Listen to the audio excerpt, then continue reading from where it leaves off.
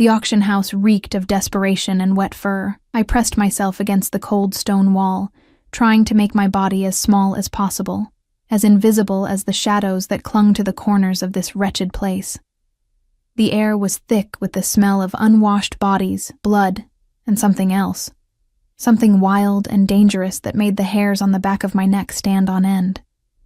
Rain hammered against the roof above us, each drop echoing through the cavernous space like tiny drumbeats announcing some terrible fate. Around me, traders and merchants jostled for position, their voices rising in a cacophony of greed and cruelty. They were here for the same reason everyone came to the black market on the outskirts of Ashford, to buy things that shouldn't be sold. Stolen goods, forbidden magic, lives. I shouldn't have been here. A young woman alone in a place like this was asking for trouble, and I'd had more than my share of that already. But I had no choice. Winter was coming, and the small cottage I'd inherited after my mother's death was falling apart. The roof leaked in 3 places. The door hung crooked on its hinges, and I had exactly 1 silver coin to my name, the last remnant of everything we'd once had before my father disappeared, and the world decided we were worth nothing. "Lot 17, the auctioneer's voice boomed, pulling my attention to the platform. "A breeding pair of foxes, guaranteed fertile." The crowd surged forward, and I was pushed deeper into the corner. My threadbare cloak did little to protect me from the cold, and even less to hide the fact that I didn't belong here. These people wore leather and fur, carried weapons openly, and had the hard eyes of those who'd learned to survive by taking what they wanted. I was just a girl with pale blonde hair that marked me as different, with hands too soft for real work, with a face that had once been called pretty, but now just made me a target. I'd come here looking for something practical, maybe a goat, if I could find one cheap enough. Something to help me survive the winter, something to make the empty cottage feel less empty. "Lot 18, the auctioneer gestured dramatically. "Now this is something special, ladies and gentlemen. We don't often get Lycans through here, but the war up north has been profitable." My breath caught. Lycans. I'd heard stories about them my whole life. The wolf people who lived in the mountain territories, who could shift between human and beast, who were stronger and faster and more dangerous than any normal person had a right to be. There'd been rumors of a war brewing in their lands, something about succession and betrayal, but I'd paid little attention. The problems of powerful beings had never concerned someone like me, until now. They dragged 3 figures onto the platform, and my stomach turned. 2 of them were in cages, snarling and snapping at the handlers, their eyes glowing with an unnatural amber light even in their human forms. They were magnificent and terrifying, all corded muscle and barely contained violence. But it was the 3rd one that made me forget to breathe. He wasn't in a cage. He was chained, heavy iron chains that looked almost ceremonial in their weight and craftsmanship. And over his head was a burlap sack, tied roughly at the neck. He stood perfectly still, his posture somehow both defeated and defiant. Even without seeing his face, I could tell he was different from the others. Taller, broader. There was something about the way he held himself, even in chains, even with that degrading sack over his head, that spoke of power barely leashed. "The 2 in cages will start at 50 silver each," the auctioneer announced. "Prime specimens, perfect for guard duty or other purposes." The laughter that followed made my skin crawl. "But this one..." He kicked the chained figure carelessly, and I saw the man's hands flex, just slightly. "This one's damaged goods. Found him half dead in a ravine. Probably won't last the week. Perfect for manual labor if you can get any work out of him before he dies. We'll start the bidding at 5 silver. The crowd barely reacted. Everyone's attention was on the 2 in cages, already shouting out bids that climbed higher and higher. The chained man with the sack over his head was forgotten, dismissed as worthless. I don't know what possessed me in that moment. Maybe it was the way he stood so still, so dignified despite everything. Maybe it was the memory of my own father, who disappeared one night and was probably dead in a ditch somewhere, forgotten and alone. Maybe it was just that I recognized something in that stillness, the kind of quiet that comes from surviving things that should have broken you. Or maybe it was simply that I couldn't bear to see another living being treated like garbage. My hand rose before I could think better of it. 1 silver. The auctioneer's eyes found me in the crowd, and his face split into a cruel grin. We have 1 silver. Any other bids for lot 20? Silence. The crowd was too busy fighting over the other 2 Lycans to care about the damaged one. 1 silver going once, going twice. The auctioneer's gavel came down with a crack that sounded like breaking bones.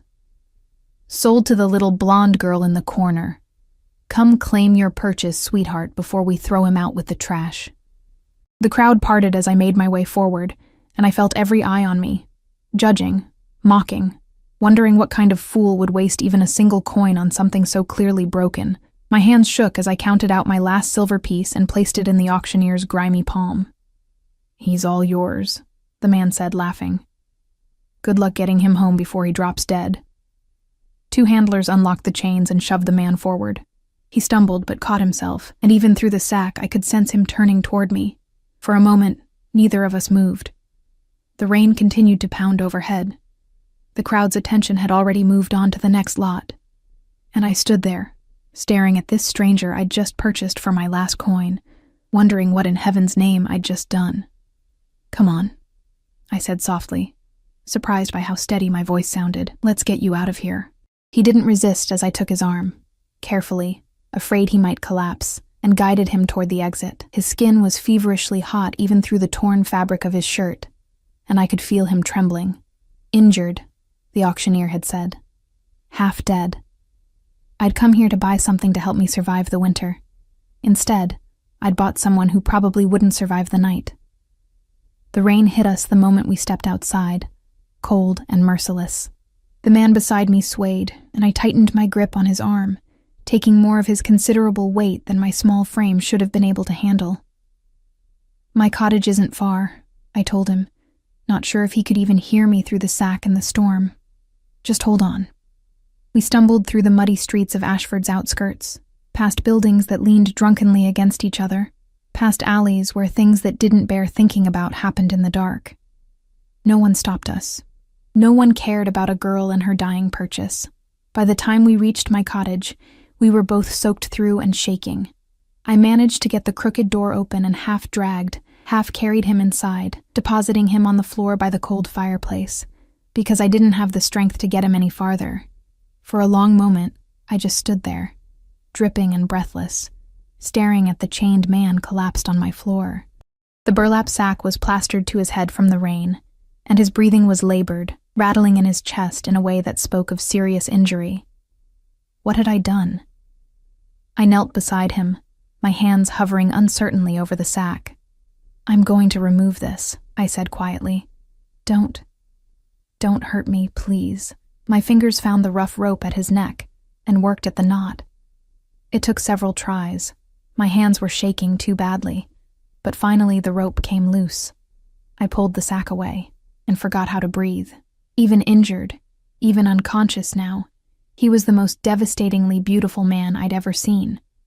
Strong features that looked like they'd been carved from stone, dark hair that fell across his forehead, and scars. So many scars, some old and faded, others fresh and angry. One particularly vicious wound curved from his temple down to his jaw, the stitches crude and already infected. But it was his presence that truly stole my breath. Even lying broken on my floor, there was something about him that filled the small cottage, something that made my instincts scream both danger and recognition. I reached out with trembling fingers to check the wound on his face, and the moment my skin made contact with his eyes snapped open. They were silver, pure metallic silver that seemed to glow in the dim light. And they were looking at me with an intensity that made my heart stop. You, he rasped, his voice barely more than a whisper, but carrying a weight that made the air itself feel heavier. You bought me. It wasn't a question. And somehow, in that moment, with those impossible silver eyes boring into mine, I had the strangest feeling that I hadn't just bought a dying Lycan at an auction. I'd just changed the course of my entire life. He passed out again before I could respond, his eyes rolling back as his body went limp. I sat frozen for a moment, my hand still hovering near his face, my heart hammering so hard I thought it might break through my ribs.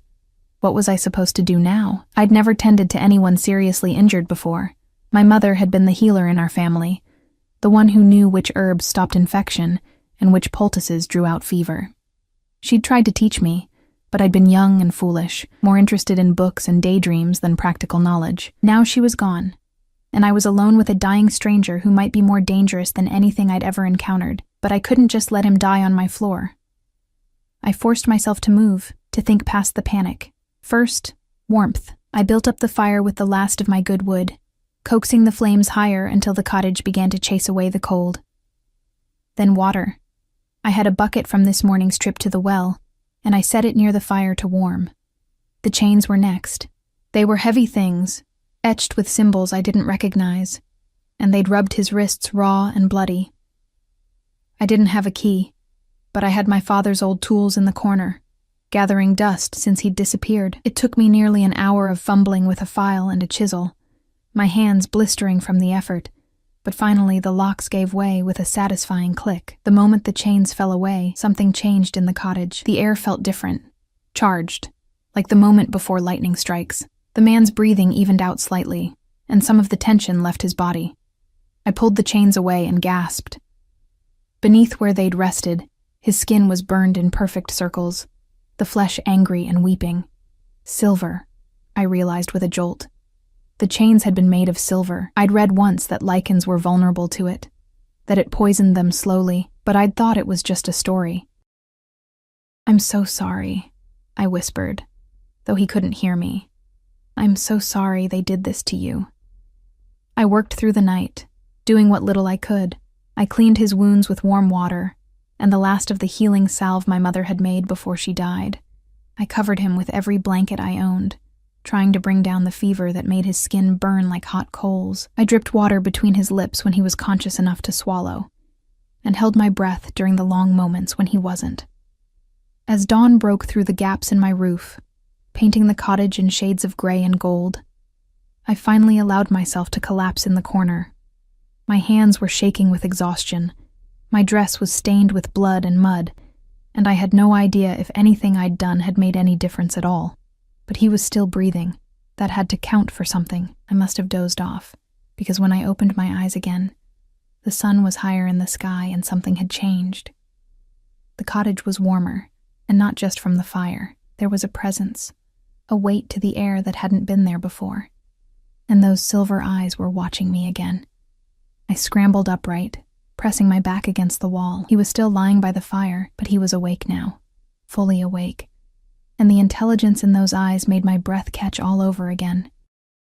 "You're afraid of me," he said.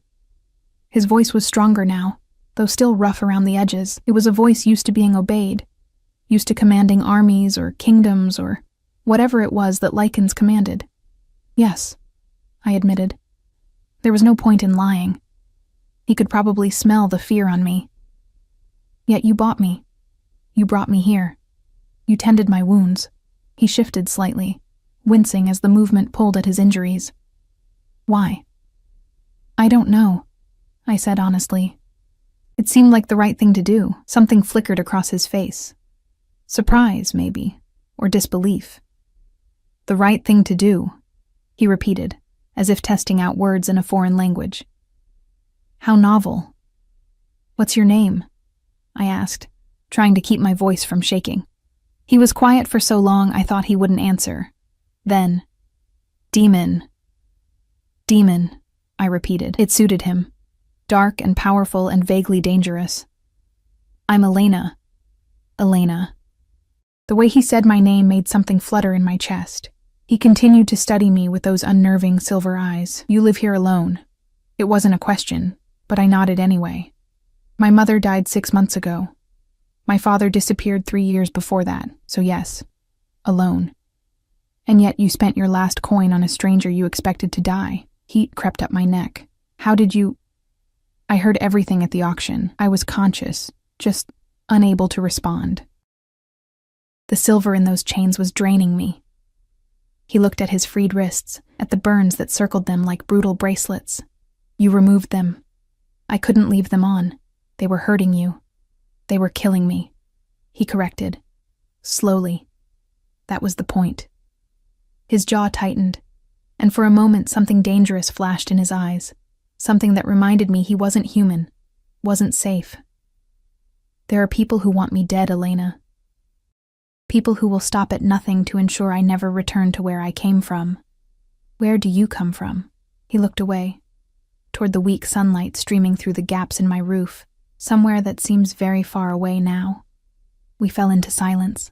Outside, I could hear the sounds of Ashford waking up, vendors setting up their stalls, children shouting, the constant murmur of life continuing as it always did. Inside my cottage, time felt suspended, as if the rest of the world had ceased to exist. You need to eat, I said finally, pulling myself to my feet.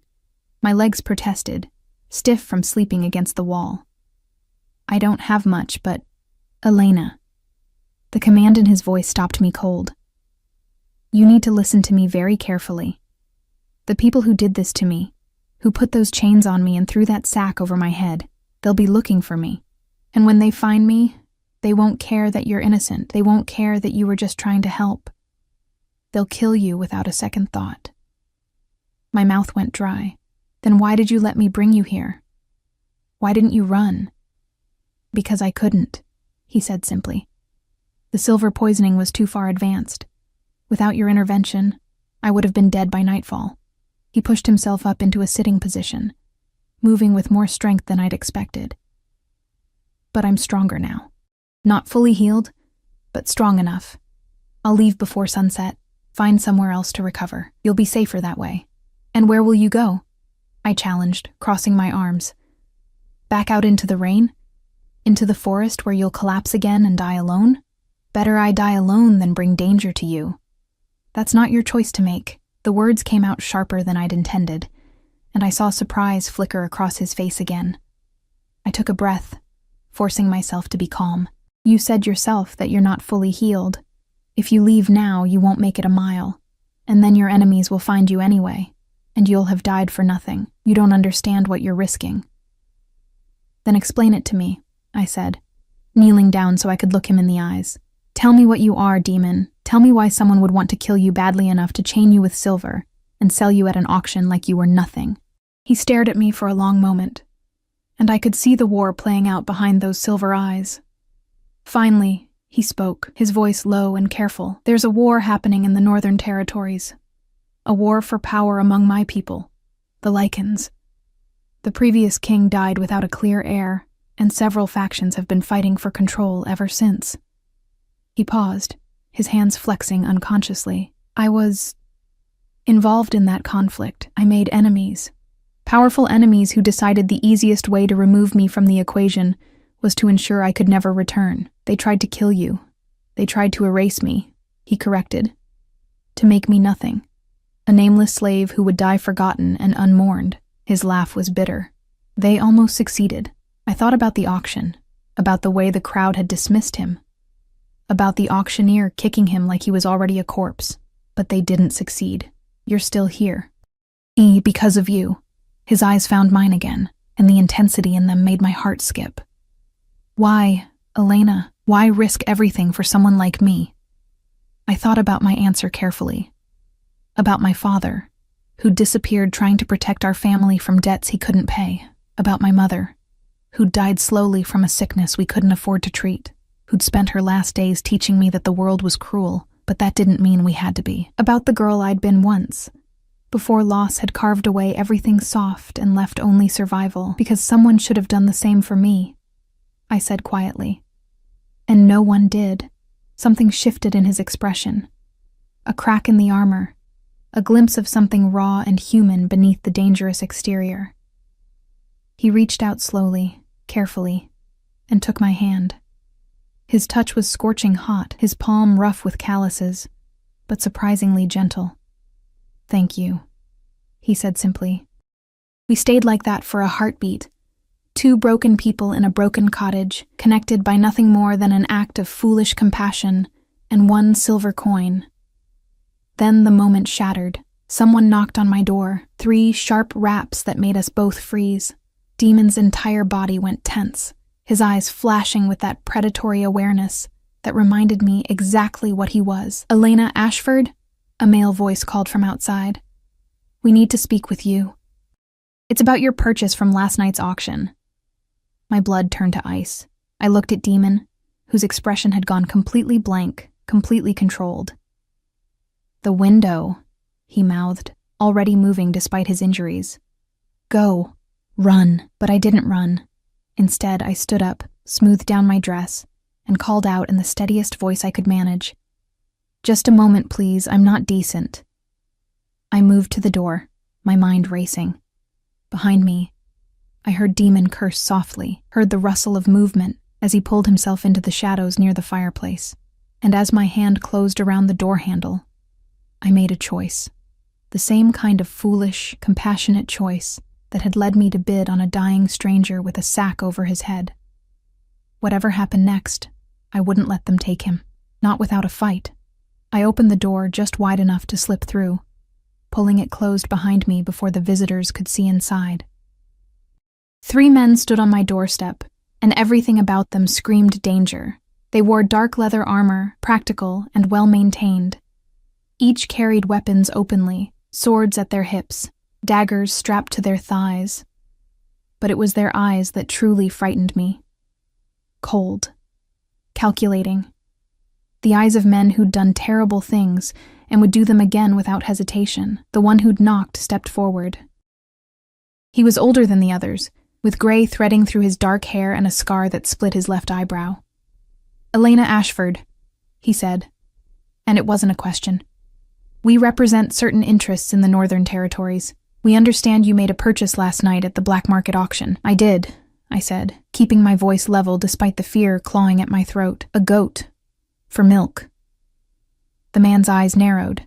"That's not what the auctioneer told us." "Then perhaps you should speak to him about his record keeping." I crossed my arms, trying to look annoyed rather than terrified. "Now, if you'll excuse me, I have work to do." I started to turn back to the door, but one of the younger men moved faster than should have been possible, his hand shooting out to grip my wrist. "We're not finished here, girl." The touch sent panic shooting through me, but before I could react, the cottage door exploded outward. Demon stood in the doorway, and he was transformed. The injured, half-dead creature from last night was gone. In his place was something primal and terrifying. Eyes blazing silver, body radiating heat and fury, every line of him screaming predator. He didn't look fully healed, but he looked dangerous enough to make all 3 men take an involuntary step back. "Remove your hand from her," he said quietly, "or lose it." The young man released me immediately, his face draining of color. All 3 visitors had gone rigid, their hands moving to their weapons but not quite drawing them. They were afraid, I realized. Genuinely afraid. The older man recovered first, his expression shifting from shock to something like grim satisfaction. "So it's true. The rumors weren't exaggerated." He looked at me, then back at Demon. "You've made a grave mistake protecting him. Do you have any idea who he is?" "Does it matter?" I asked, stepping closer to Demon despite every instinct screaming at me to run. "He's under my protection. I purchased him legally. You have no claim here." "Under your protection?" The man laughed, but there was no humor in it. "Girl, you bought the most dangerous creature in the Northern Territories. You bought..." "Enough." Demon's voice cut through the air like a blade. "You've delivered your warning. Now leave." "We can't do that." The older man's hand moved to his sword. "Our orders are clear. You don't leave this village alive. Then you'll die trying to carry them out." The tension stretched so tight I thought it would snap. I could see the calculations running behind the older man's eyes, weighing odds, measuring risks. 3 armed warriors against 1 injured Lycan should have been an easy fight. But something in Demon's stance, in the absolute confidence radiating from him, made them hesitate. "This isn't over," the man said finally, taking a step back. "We'll return with reinforcements, and when we do, neither of you will survive." They left, melting into the morning crowd, but I knew they were still watching, waiting. I turned to find Demon leaning heavily against the doorframe, some of the color draining from his face now that the immediate danger had passed. "You shouldn't have done that," he said roughly. "You should have let them take me." "Inside," I commanded, surprising us both.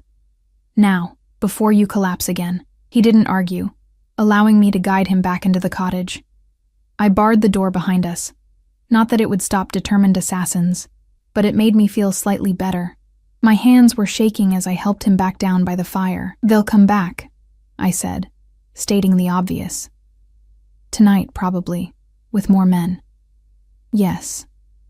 He looked at me, and there was something in his expression I couldn't quite read. "You need to leave, Elena. Pack what you can carry and go. I'll draw them away from the village, lead them into the forest. You'll be safe. And you'll die."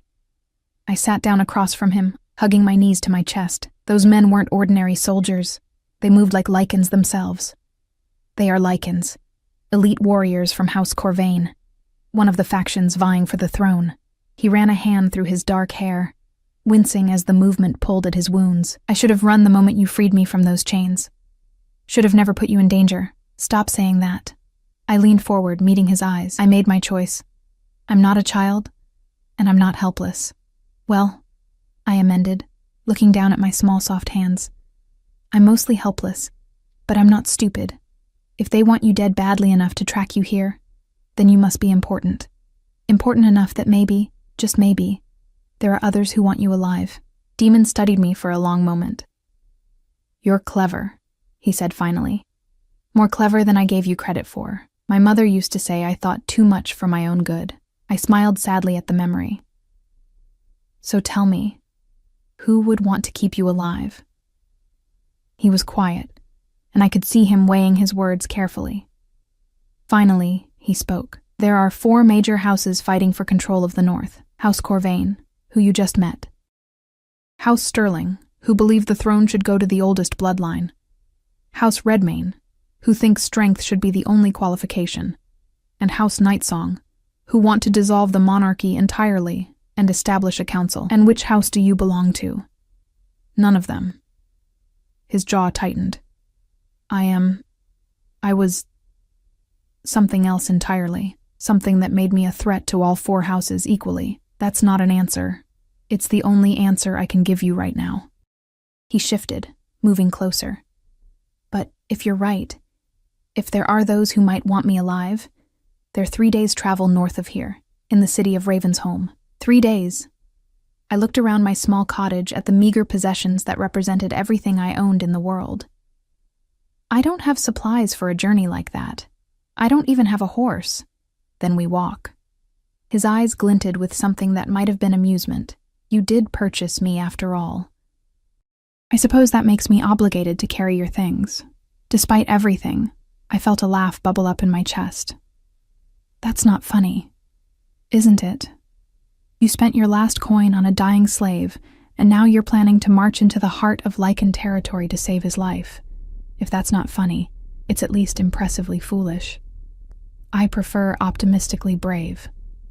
This time he did smile, just a slight quirk of his lips, but it transformed his entire face. For a moment, he didn't look like a dangerous predator or a wounded warrior. He looked like someone who might have once known how to be happy. The moment passed quickly. "We leave tonight," he said, all business again. "As soon as it's dark enough to move unseen. Pack light, only what you absolutely need. And Elena?" He waited until I met his eyes.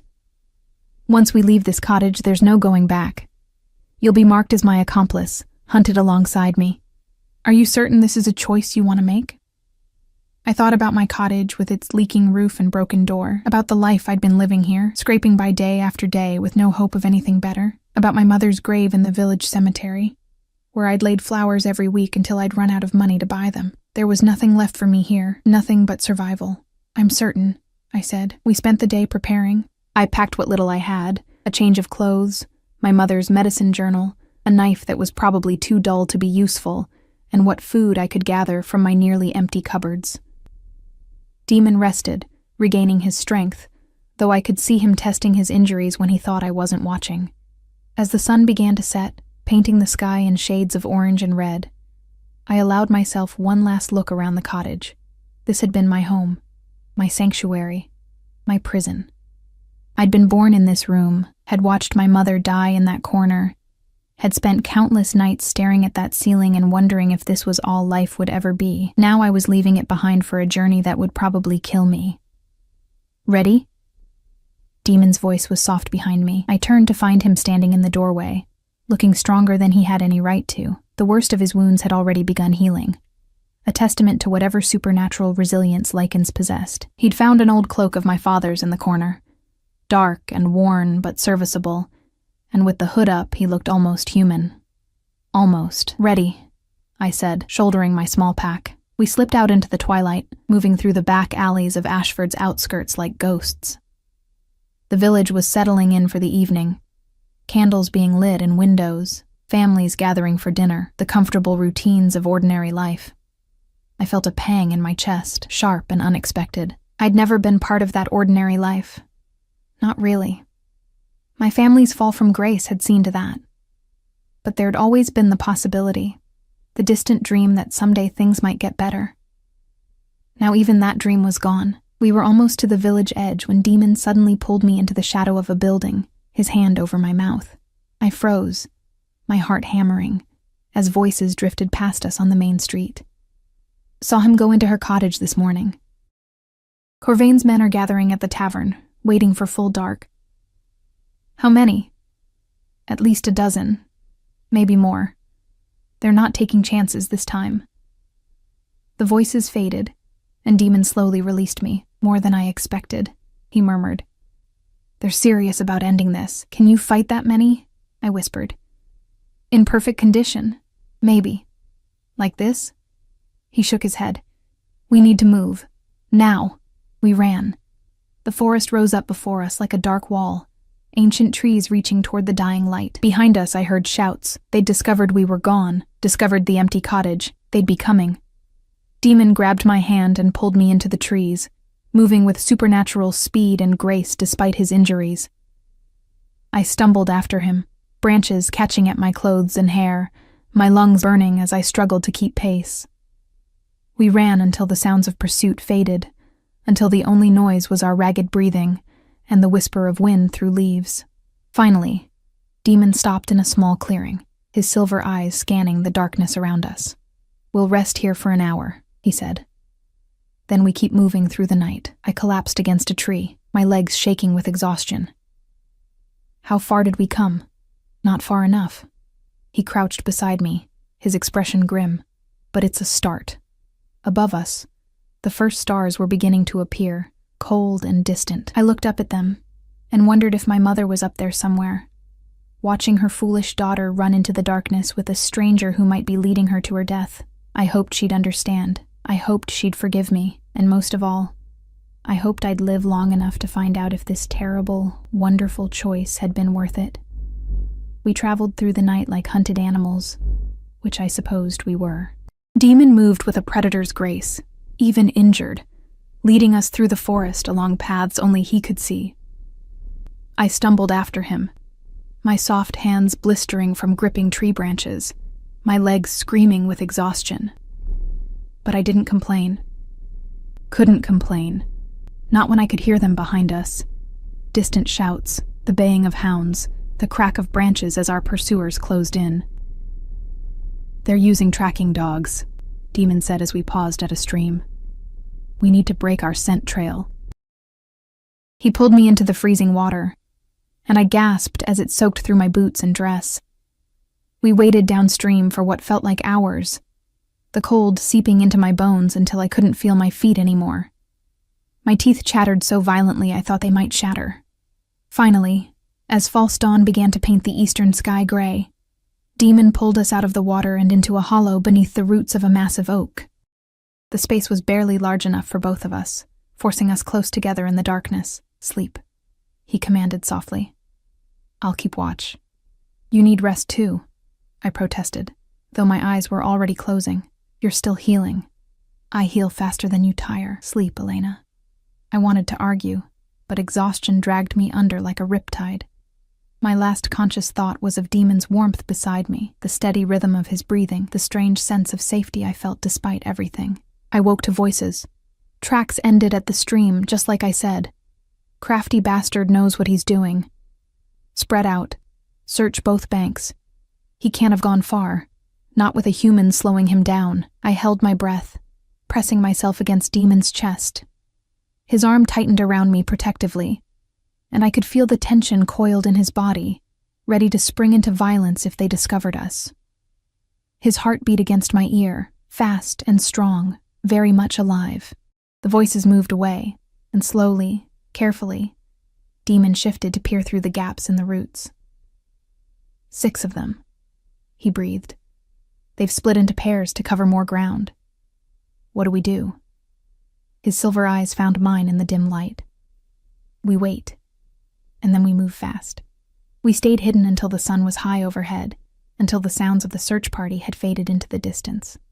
My body had gone stiff and cramped from staying so still for so long, and when we finally emerged, I could barely stand. Demon caught me as I stumbled, steadying me with surprising gentleness. Can you continue? Do I have a choice? I tried to smile, but my lips were cracked and my throat was parched. We'd lost our water skin somewhere during the night's flight. There's always a choice. His expression was serious. We could find a village. Somewhere you could blend in. I could lead the hunters away. No. I cut him off. We've been through this. I'm not abandoning you now. You're stubborn. So are you, apparently. I straightened, ignoring the protests of my aching muscles. How much farther to Raven's home? 2 days, if we move quickly and avoid the main roads. 3, if we're cautious. Then we'd better start moving. The second day was worse than the first. My blisters had blistered, my muscles screamed with every step, and I was so hungry I could barely think straight. Demon managed to catch a rabbit at midday, and we risked a small fire to cook it. The meat was tough and gamey, but it was the most delicious thing I'd ever tasted. As we ate, I studied him in the daylight. The wounds on his face were healing at an impossible rate. The vicious cut that had curved from temple to jaw was now just an angry red line.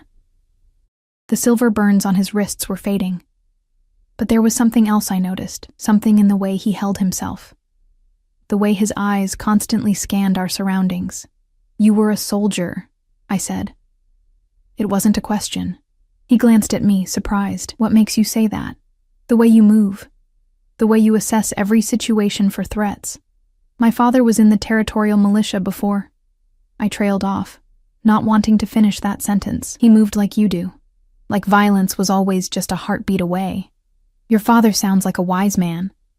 He was a desperate man. There's a difference. I picked at the rabbit bones, not looking at him. He borrowed money from the wrong people to keep our family fed. When he couldn't pay it back, they gave him a choice. Join their smuggling operation or watch his family suffer. He chose to run instead. We never saw him again. I'm sorry. Don't be. He made his choice, just like I made mine. I looked up at him then, holding his gaze. But you're right. I was a soldier. More than a soldier, actually. More. My heart started to beat faster. What does that mean? Before he could answer, a howl split the air. Close. Too close. Demon was on his feet in an instant, pulling me up with him. Run, he said urgently. They've found us. We ran again. But this time it was different. This time, I could hear them gaining. Could hear the crashing of bodies through the underbrush growing louder with each passing second. My lungs burned. My vision tunneled. But Demon's hand was locked around mine, pulling me forward. We burst into a clearing and skidded to a stop. 3 Lycans stood waiting for us, and these weren't scouts or trackers. These were warriors, massive, covered in scars, radiating the kind of controlled violence that comes from decades of combat experience. They'd herded us here deliberately. Demon Stormborn, the largest one said, and his voice was like gravel grinding against stone. You've led us on quite a chase, Stormborn. The name hit me like a physical blow. I'd heard that name before, whispered in taverns, mentioned in the stories my mother used to tell. How Stormborn had ruled the northern territories for 3 centuries until... You're the king, I breathed, turning to stare at Demon. You're not just involved in the war. You are the war. His jaw tightened, but he didn't deny it. Former king. He corrected quietly. They made sure of that when they put those chains on me. "The council declared you dead," the large Lycan said. "Your body was never found after the ambush, and without proof of death, without an heir, the throne remains contested. How inconvenient for everyone that you survived." "House Corvain always did have trouble finishing what they started, Garrett," Demon replied calmly, though his body was coiled tight as a spring. "Tell me, did they at least pay you well for your betrayal? Or did you sell out your king for scraps?" Garrett's face darkened. "You were leading us to ruin, too soft, too willing to negotiate with the humans, too concerned with peace when our people needed strength. And look how well that's worked out for you. 4 houses tearing each other apart, the northern territories descending into chaos." Demon's voice was cutting. "But at least you got what you wanted, right? The weak king removed from power. Enough talking." One of the other warriors drew his blade. "The girl dies first. Then you. Quick and clean. The way it should have been done the first time." Demon moved in front of me, his body a shield. "You'll have to go through me first." That's the idea. They attacked as one, moving with coordinated precision that spoke of years fighting together. Demon met them head-on, and suddenly I understood why he'd been king. Even injured, even outnumbered, he fought like a force of nature. Brutal, efficient, devastating. But it wasn't enough. There were 3 of them, and 1 of him. And he was still healing from the silver poisoning. I watched in horror as they slowly drove him back, as blood began to pour from reopened wounds, as he started to slow. I had to do something. My hand found the knife in my pack, the dull, probably useless knife I'd brought from home.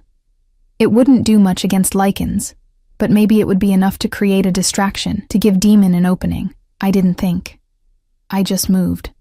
I threw myself at the nearest warrior, the one focusing on Demon's left flank, and drove the knife toward any vulnerable spot I could find. The blade skittered off his leather armor, barely scratching him, but it was enough to make him turn toward me in surprise. It was also enough to give Demon the opening he needed. He struck like lightning, his fist connecting with Garrett's throat with a sickening crunch. The large Lycan went down, gasping and clutching at his crushed windpipe. Demon spun, catching the second warrior with an elbow that shattered his jaw, then grabbed the third, the one who'd turned toward me, and threw him bodily into a tree with enough force to crack the trunk.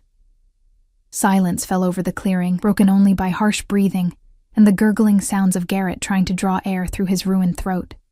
Demon stood among the fallen warriors, covered in blood, some his, some theirs. And for a moment, he looked like a king again. Powerful, unstoppable, terrifying. Then he swayed, and I ran to catch him before he fell. "That was incredibly stupid," he gasped out, leaning heavily on me. "You could have been killed. So could you." I guided him down to sit against a tree, my hands shaking as I assessed his wounds. The cuts on his chest were deep, still bleeding freely. "We need to stop the bleeding, Elena." He caught my hand, his grip weak but insistent. "I need you to listen to me." Garrett wasn't lying. Officially, I'm dead. The council declared it. The houses accepted it. Even if we make it to Raven's home, even if we find allies, I can't just reclaim the throne. It doesn't work that way. "Then what was the point of all this?" I demanded, tears suddenly burning in my eyes. "Why did we run? Why did we fight?" "Because I need to reach the Night Song archive. There are records there, documents that prove what really happened the night of the ambush. Proof that House Corvain orchestrated my assassination with help from traitors in the other houses." His eyes bore into mine. "With that proof, I can challenge the council's declaration. I can expose the conspiracy. I can take back what's mine. And then what? You become king again and I go back to—" I trailed off, realizing I had no idea what came next for me. I'd left my home, my life, everything I'd known. "What happens to me, Demon?"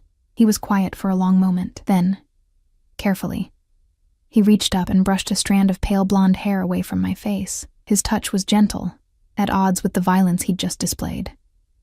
"You saved my life," he said softly. "Twice now. Once in that auction house when you could have walked away, and again just now when you attacked a trained warrior with nothing but a dull knife and foolish courage." His thumb traced along my cheekbone, and I couldn't breathe. "I don't know what happens next, Elena." But I know that whatever it is, you'll be at my side, if you want to be. I want to be, I whispered. He smiled then, a real smile, warm and genuine. And then he passed out, his hand falling away from my face as unconsciousness finally claimed him. I sat there in the clearing, surrounded by fallen warriors and growing shadows, holding the Lycan King in my arms, and wondered how a single silver coin and one act of compassion had led me here. But as I pressed my hand against his chest and felt his heartbeat strong beneath my palm, I knew I wouldn't change a thing. Not a single foolish thing. I managed to drag Demon deeper into the forest, away from the clearing where the bodies lay. It took every ounce of strength I had left, and by the time I found a defensible spot beneath an overhang of rocks, my arms were shaking and my back screamed in protest, but we were hidden.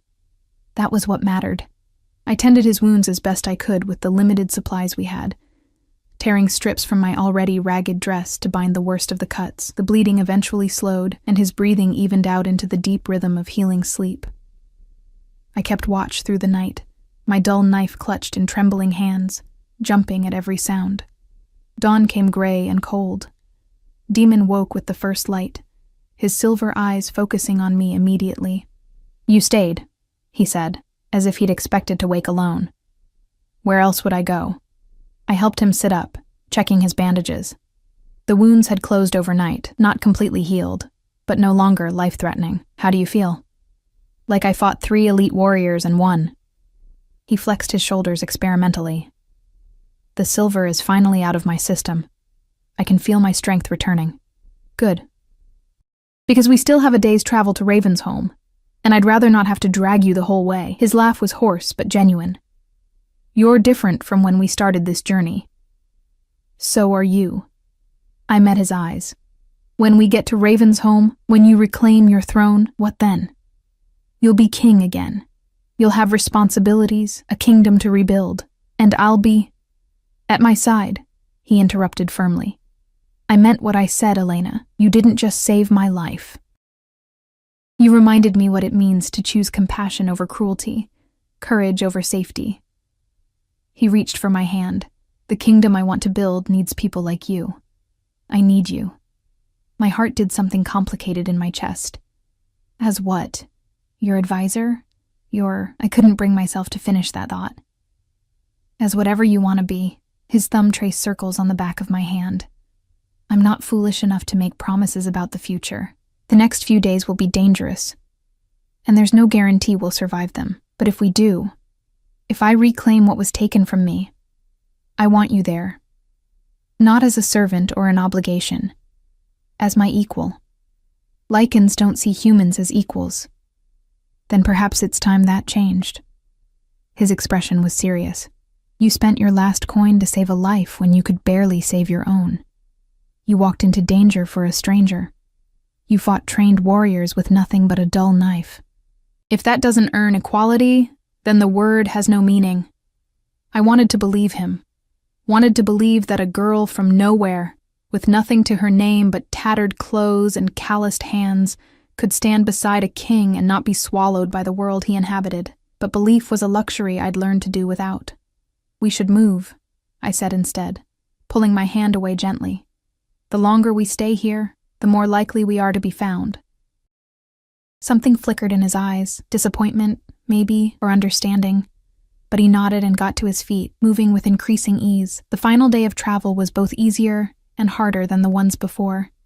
Easier because Demon was healing, because we weren't being actively pursued, because the end was finally in sight. Harder because of the weight of unspoken things hanging between us, the future looming like a storm on the horizon. We reached the outskirts of Ravensholm as the sun began to set. The city was massive, sprawling across the valley like a beast at rest. Stone buildings climbed the hillsides, and at the center rose a fortress so ancient and imposing it seemed to have grown from the mountain itself. "The Night Song Archive is in the eastern quarter," Demon said, pulling his hood lower over his face. "We'll need to be careful. House Corvain has eyes everywhere in the city." We slipped through the gates with the evening crowds, merchants returning from the countryside, workers heading home, beggars seeking shelter. No one looked twice at a man in a worn cloak and a girl in a tattered dress. We were invisible, just 2 more refugees in a city full of them. The eastern quarter was quieter, filled with old buildings that housed scholars and scribes. Demon led me through a maze of narrow streets until we reached a building that looked abandoned, its windows dark and door hanging crooked. "This is it?" I asked doubtfully. The Nightsong family believes in hiding their treasures in plain sight. He pushed open the door, and I followed him into darkness. Inside, the building was anything but abandoned. Candles flickered to life as we entered, revealing walls lined with books and scrolls, a vast collection of knowledge stretching back centuries, and standing in the center of it all was a woman. She was ancient, her hair white as snow, her face lined with decades of living. But her eyes were sharp and clear, and they fixed on Demon with an intensity that made me step closer to him protectively. "So," the woman said, her voice surprisingly strong, "the Ghost King returns. Lady Sylvana." Demon inclined his head respectfully. "I need access to the private archives, the records from the night of the ambush. Those records are sealed by order of the council. The council declared me dead based on lies and conspiracy. I need proof to challenge that declaration." Lady Sylvana studied him for a long moment. Then her gaze shifted to me. "And who is this? Your human pet?" I felt Demon tense beside me, but I spoke before he could. "I'm Elena, and I'm no one's pet." The old woman's lips quirked in what might have been approval. "Elena, the girl who bought a king for 1 silver coin?" "Yes, word of that particular purchase reached even our ears." She moved closer, circling us like a predator. "Do you know what you've gotten yourself into, child?" "I know he's the rightful king. I know House Corvain tried to have him killed. I know the northern territories are tearing themselves apart without proper leadership." I lifted my chin. "And I know that if you have proof that can set things right, keeping it hidden makes you complicit in everything that's happened since." Silence stretched out, broken only by the crackling of candles. Then Lady Sylvana laughed, a sound like wind through dead leaves. "She has spine, this one. Very well." She gestured toward a door at the back of the room. "The records you seek are in the vault. But know this, Demon Stormborn. Once you open that door, once you take back your throne, there will be blood. The houses won't surrender power peacefully." "I know. And this girl?" Lady Sylvana's eyes found mine again. "She'll be targeted, used against you, possibly killed to weaken you. I know that too. Do you?" The old woman moved closer to me, so close I could see the flecks of gold in her gray eyes. "Are you prepared for that, Elena, to become a weapon pointed at the heart of the man you've chosen to protect?" The question hit me like a physical blow. I thought about everything we'd been through, the auction house, the flight through the forest, the warriors in the clearing. I thought about Demon's hand in mine, his smile, the way he looked at me like I mattered. "Yes," I said firmly. "I'm prepared." Lady Sylvana held my gaze for another heartbeat, then nodded. "Then you're braver and more foolish than I gave you credit for. Come. Let's see if the truth is worth dying for." The vault was small and musty, filled with documents that smelled of age and secrets. Demon moved through them with the efficiency of someone who knew exactly what he was looking for. Finally, he pulled out a leather-bound folder, his hands shaking slightly as he opened it. Inside were letters, correspondences between House Corvain and members of the other houses, detailing the plot to assassinate the king, maps showing the ambush location, witness statements that had been suppressed, and most damning of all, a signed confession from Garrett himself, written before the assassination attempt as insurance against his co-conspirators. "This is it," Demon breathed. "This is everything we need." "Then we call the council," Lady Sylvana said. "Tomorrow night. The traditional gathering hall. I'll send the summons. No house can refuse without admitting guilt. They'll try to kill us before we can present the evidence, undoubtedly. But that's what makes it interesting." The old woman's smile was sharp. "Besides, you won't be alone. House Nightsong has waited a long time for the truth to come to light. We'll stand with you." The next day passed in a blur of preparation. Lady Sylvana provided us with proper clothes, Me in a simple but elegant dress that made me feel like an imposter. Demon in the formal attire of Lycan royalty. Other members of House Nightsong arrived throughout the day, warriors and advisors who pledged their support. But it was the evening, as I stood in front of a mirror trying to tame my pale blonde hair into something presentable, that reality truly hit me. Demon found me there, standing frozen with my hands tangled in my hair, tears streaming down my face. "Elena?" He was at my side in an instant, his hands gentle on my shoulders. "What's wrong?" "I don't belong here," I whispered. "Look at me. I'm nobody. A girl from a falling-apart cottage who can't even fix her own hair, and you're going to walk into that council chamber and reclaim your throne, and everyone will see me standing next to you and wonder what you were thinking. Elena, look at me." He turned me to face him, his silver eyes fierce. "Do you remember what you said when I asked why you saved me? You said because someone should have done the same for you. You were right. The world failed you. It took your father, your mother, your home, everything you had, and left you with nothing but survival. I know that. That's my point. My point," he interrupted, "is that despite all of that, you chose compassion. You chose courage. You became exactly the kind of person the world failed to be for you."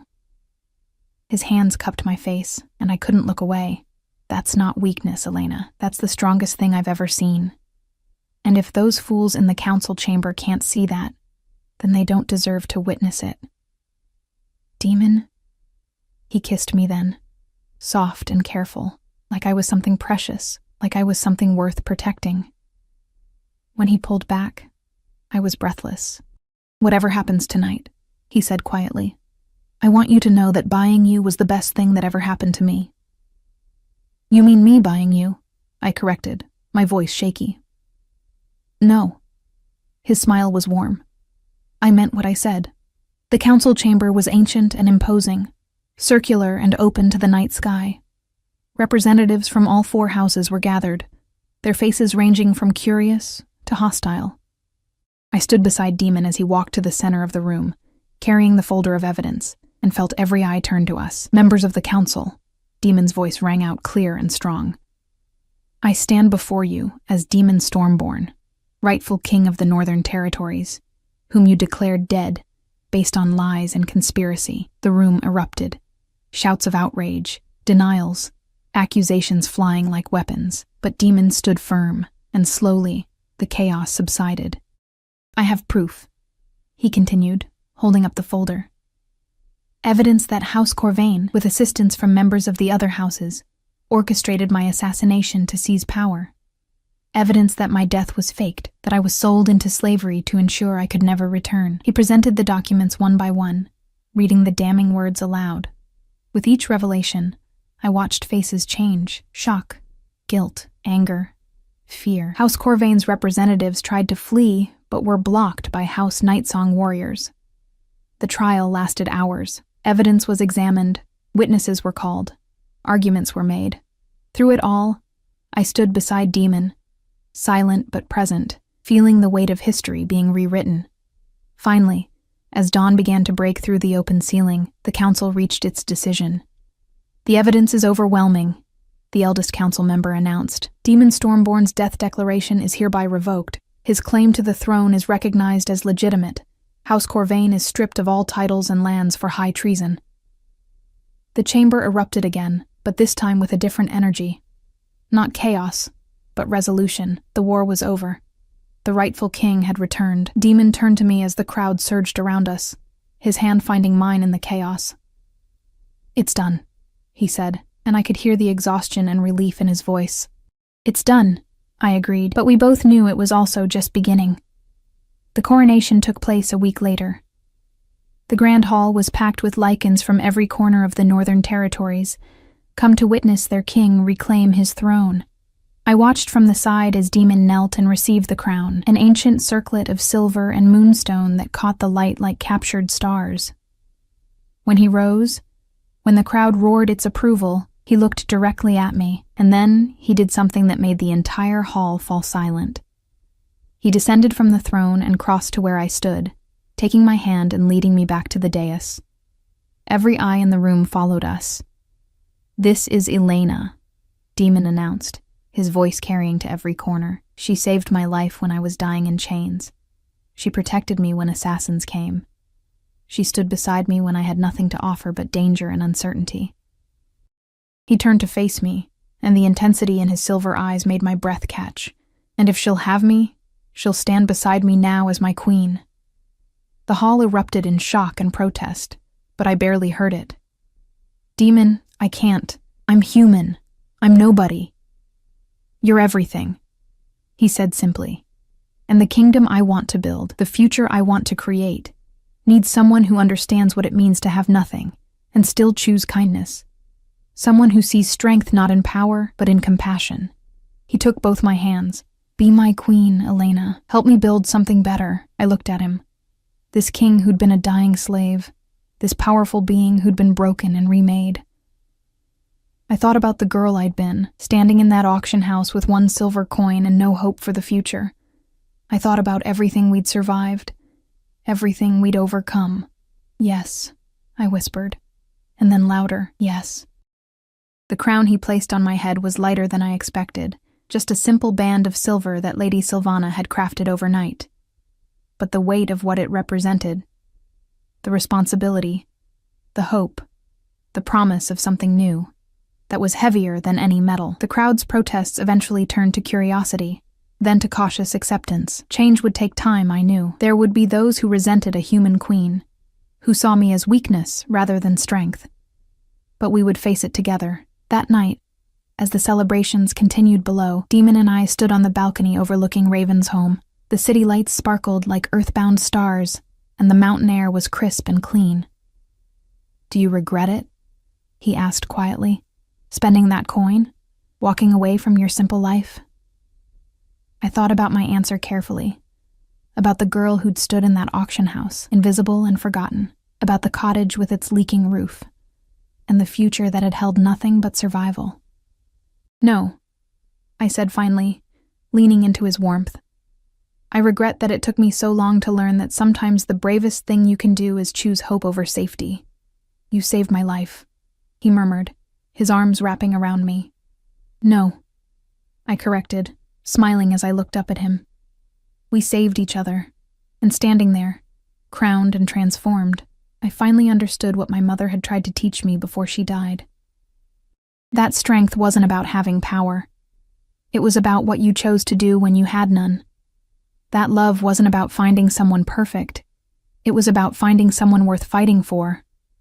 That home wasn't a place. It was the person whose heartbeat matched your own. I'd spent one silver coin on a wolf with a sack over his head, never knowing he was a king. But in the end, we'd both gotten exactly what we needed. Someone to see us not for what the world said we were, but for what we'd always been beneath the chains and the poverty and the pain. We'd found each other, and that was worth more than all the silver in the world.